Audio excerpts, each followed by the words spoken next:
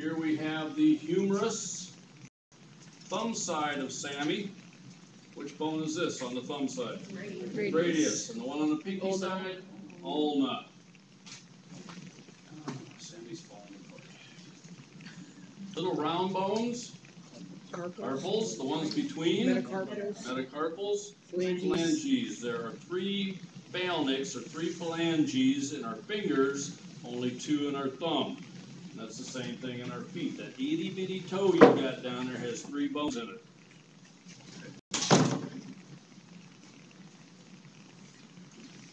Ilium with an I. Right? Hip, I.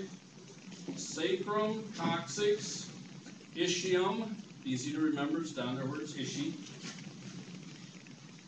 The femur with its greater trochanter, which is a process for the attachment of muscles. The patella, the tibia, your shin bone, the one you nick when you're shaving your legs. The fibula, which is on the lateral aspect of the calf. We have the talus, which is the true ankle bone. The tarsals, T for toe, T for tarsals, to keep you in the right part of your body. Metatarsals, the arch of your foot. And again, phalanges. Calcaneus. Did I miss any of them? Oh, the symphysis pubis, the bump. Symphysis pubis. I got them all done.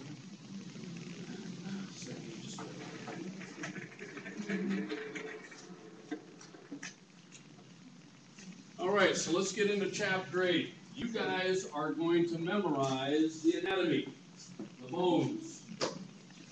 Right? I'm going to teach you physiology, how the bones make themselves, how they repair themselves, how we keep from weighing 250 pounds worth of bone. Do the quiz Wednesday. Because now I can say that I went through the bones with you. So Wednesday, is that cool with everybody? Wednesday, think you can cram it in there for Wednesday? Of course, if you all saw it today, it should be crammed in there already. Okay. So Wednesday, I will give you a skeleton, like the second skeleton that I gave you. So if you didn't get one of the new skeletons, you need to follow me downstairs so I can get you a skeleton. I will give you a list, 1 through 34, blank lines. And you will put in the bones. All right, so let's talk about bones. First of all, the functions of the skeleton primarily are to give us shape. In conjunction with muscles, they allow us to move. But one of the big things here, ladies, is bones are your storage place for calcium. And you guys are more calcium conscious than the men are. So calcium is, bones are the storage place for calcium. When your body needs calcium, it withdraws it from the bones so that you can use it for your muscles, your heart, etc. When you don't need it, then that excess calcium is pulled from the blood and put back in your bones for storage. But we also know that the more calcium in our bones, the stronger our bones. Is that correct? Isn't that what Mama told you? Along with a few other facts of life. Bones will only be strong if we stress them. So sitting around, no exercise, doing nothing, we put no stress on our bones. You can have all the calcium in the world, but it's not going to go to your bones because your bones don't need it. The bones will only take on calcium if you stress them. No stress, no need for strong bones. Would you agree with that? Do we become stronger people in life with a little stress on us? Yeah, people that don't have any stress are the ones that mom and dad give all their money to, and they buy, I got 15 iPods. I only got to use one twice, 2 days, but I get another one. So there's no stress to these folks. And then this stupid thing called the Real Housewives of Orange County, they make their stress. They have nothing to be stressed about. Anyway, 2 types of bones, compact and spongy. That's why I want you to bring in a chicken leg. You've eaten the chicken. If you don't want to eat it, then cut the meat off and give it to your dog. Okay? But I want you to bring in a chicken bone, preferably the leg or thigh. If you're in the thighs, they'll work. Okay, a femur versus the other parts. We just need to be able to see a bone in its parts. Compact bone. The basic cell, or the unit that we find in this hard, dense bone, is called an osteon. Osteo meaning bone, so an osteon. And your book also says that it could be called, or it's a part of the Haversian system. Haversian system. And it's a system of columnar parts of these osteons that are hooked together with calcium. So my little picture here on page 10, it shows you one up close where there are tubes and tubes and tubes of bone cells lined up beside each other. So if I put you in a tight circle and put people around you in a circle and around you in a circle, that's what a Haversian system looks like. Columns of bone tissue that encircle each other. Compact bones, what we usually think of when we think of bones, right? All bones are hard. But there's a spongy bone that we have to talk about that we find at the epiphysis of the bone. Spongy bone is arranged in plates like this, not in columns, but in plates. Kind of like an eraser, kind of like the sheets in your bed. All right? The more sheets you have, obviously, the more comfortable you'll be. So we find this primarily at the ends of the bones, along with the cartilage that goes over the top of them. But spongy bone also has another characteristic. It is the birthplace of blood cells, red bone marrow.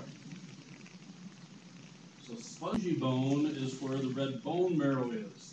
Spongy because there's room for it in there. You know, this compact bone is tight, nothing fits in there, so bone marrow can't fit there. So at the ends of the bones, we have this spongy bone. That's another reason I want you to bring that chicken bone. We can bite into the end of the bone and it will crush, because it's spongy, full of holes. But if you try and bite that hard bone, you're going to break your teeth first. So spongy bone, home of red bone marrow. What does red bone marrow do? It's red blood cells. Now give me the medical term for it. What kind of tissue is it? Hemopoietic. Hemopoiesis, the manufacturer. Hemopoietic. So this is the only tissue in our body that manufactures blood cells. And I say blood cells because it's red blood cells, white blood cells, and platelets. All the cells of our blood are made in the red bone marrow. Hemopoiesis is the process, or hemopoietic, to describe the type of tissue.